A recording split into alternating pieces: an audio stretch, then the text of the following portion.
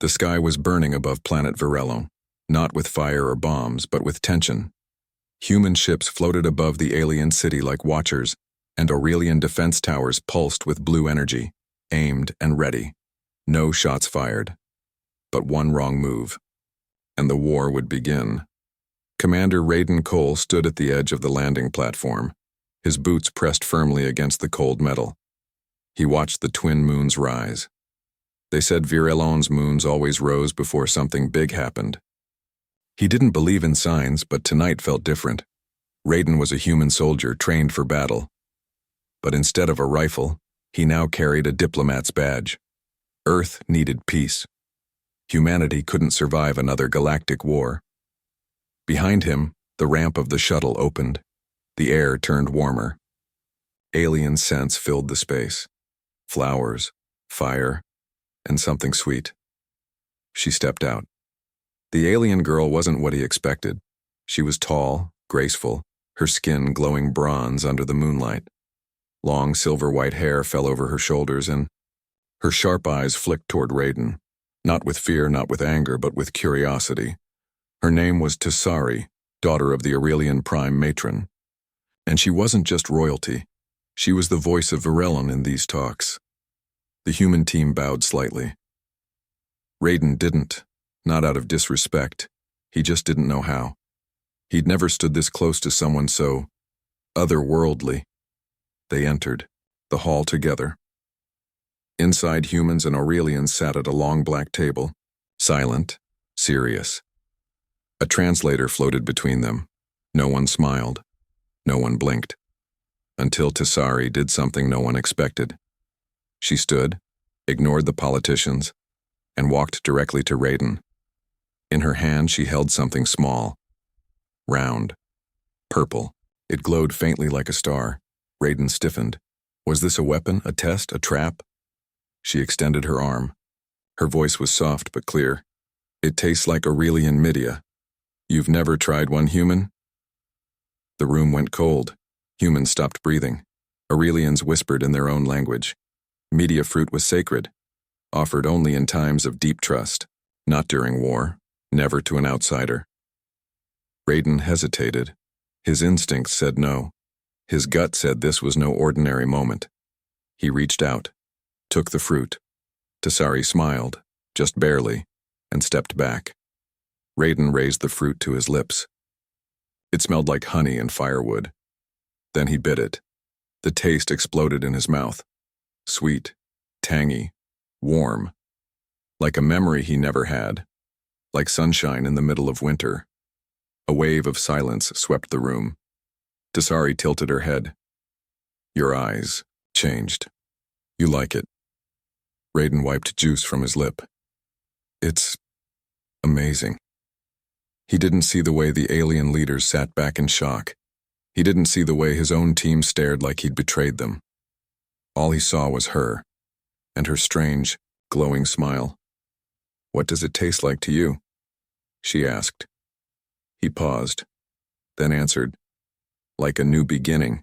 The moment ended when alarms blared outside. Someone had fired a weapon. The room erupted in panic. Guards rushed in.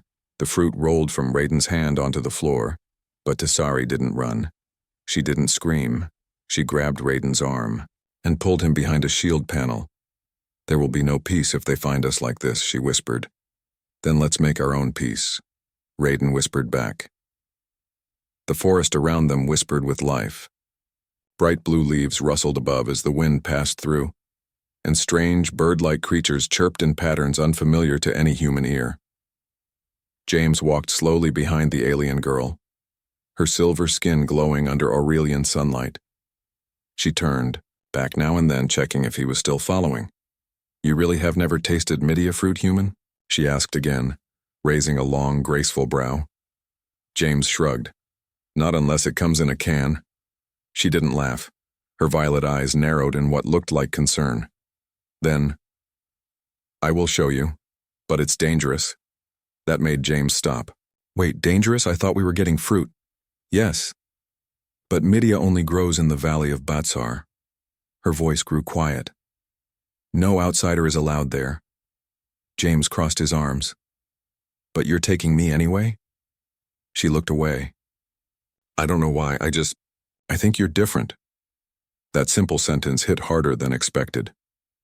They walked in silence for a while. Finally, the trees opened into a wide valley, glowing with soft, floating lights. In the center stood a giant tree with twisting roots and shimmering purple fruit. Midia, she whispered. Before they stepped closer, a loud screech echoed. From above, a beast descended, part bird, part serpent. James didn't hesitate. He grabbed a nearby stick, holding it like a weapon. The alien girl's eyes widened, not in fear, but in awe. You're insane, she muttered. Or just hungry. James grinned. The creature circled above them with a shriek that shook the trees. Its wings stretched wide, covered in dark feathers that shimmered with a metallic green under the alien sun. Long claws scratched against tree bark as it swooped low. James held his ground. The alien girl, whose name he'd just learned was Aurelian, watched him closely, her body tense but unmoving. This is madness, she hissed, stepping behind him. No one fights a Skarn alone. Well, James muttered, tightening his grip on the stick. Today's a first. The Skarn dove. James swung with all his strength, the branch smacking against the beast's snout. It recoiled, screeched in pain, and flapped back into the sky. Aurelian's jaw dropped. You heard it, she whispered. It bled. James's heart was pounding, but he forced a smirk. That's what happens when you mess with earthlings. But the Skarn wasn't done. It circled again, this time faster. James turned to Aurelian. How do we make it leave? It protects the Midia tree. It thinks we're here to steal. James glanced at the fruit glowing behind them. Aren't we? Yes, James groaned. Okay. New plan? You grab the fruit. I'll distract our winged friend. She stared at him like he'd grown two heads. You're serious? Dead. Serious. The moment she sprinted for the tree, the Skarn swooped again. James ran the opposite direction, yelling and waving his arms like a maniac. The creature followed him. Behind them, Aurelian reached up and plucked a single Midia fruit. Suddenly, the Skarn stopped midair and hovered.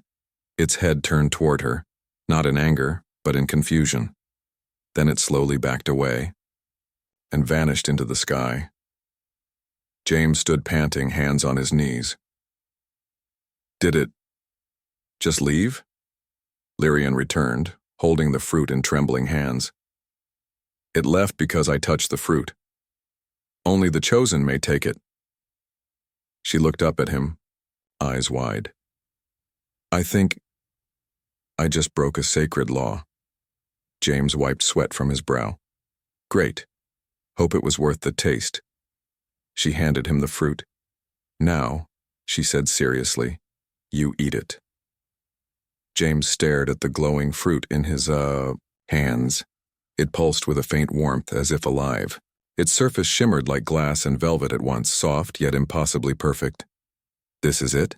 He asked, glancing at Aurelian. She nodded, expression unreadable. Aurelian Midia. The fruit only grows once every 9 cycles. Some say it reveals the truth about a person.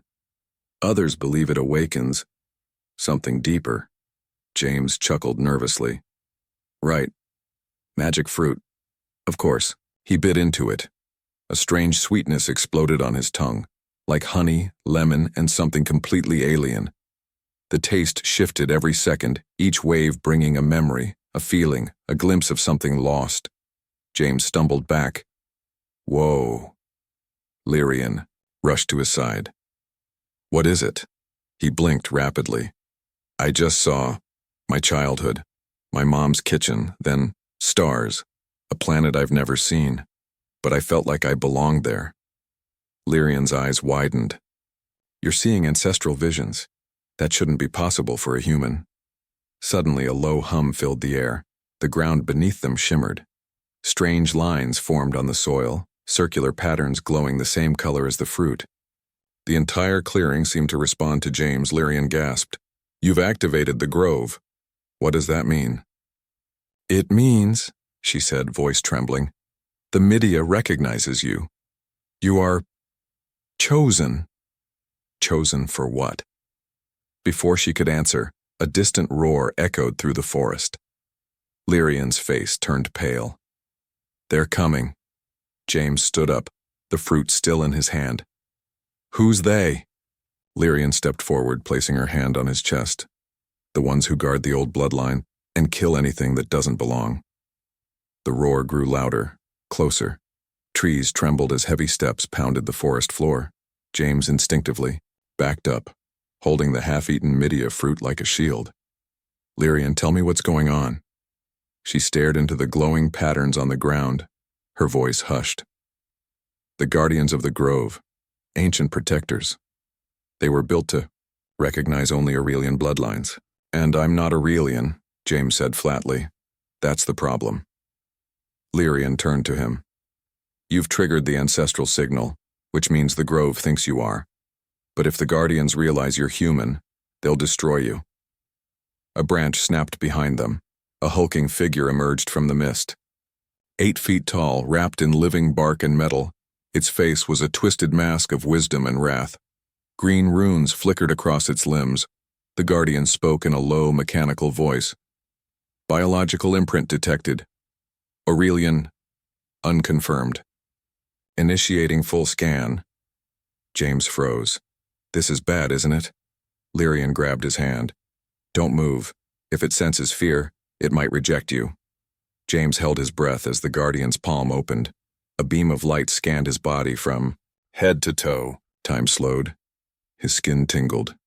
Genetic anomaly. Unknown markers. 87% compatibility. Confirmed. Recessive Aurelian code. Classification, hybrid. James blinked. Wait, hybrid? Lyrian's jaw dropped. That's impossible. Before they could process it, the guardian kneeled. All hail the heir of Midia. The forest fell silent. James felt a chill run down his spine. I'm no heir. I'm just a guy who ate a glowing fruit. Lyrian turned to him, her voice barely above a whisper. Then why is your presence rewriting everything we thought we knew? The guardian's deep voice echoed through the ancient grove. Heir confirmed. Activating ancestral protocols. Roots and vines slithered from the ground, forming a glowing spiral under James's feet. A breeze swept through the trees, not natural but purposeful, like the forest itself had taken a breath. James tried to step back, but the vines held him gently in place. Lyrian, what's happening to me? She looked stunned, her voice trembling. You're being initiated. The grove is accepting you. I didn't sign up for this, James muttered. I just wanted to try some fruit. The guardian's eyes glowed brighter. Long ago, the Aurelian royal line was spliced with human DNA to survive a dying war. The experiment failed, or so we believed. Lyrian's eyes widened. That means James, one of your ancestors, could have been part Aurelian. That's why you activated the grove. James laughed nervously. Great. So I'm some ancient science experiment's distant grandkid. But the Guardian wasn't done. Your arrival fulfills the prophecy. Only a hybrid may awaken the grove and unify the scattered bloodlines. Unify? James asked, but inside, he already knew. You mean rule? Lyrian stepped closer, suddenly serious. This changes everything. You're not just a visitor now, you're part of this world.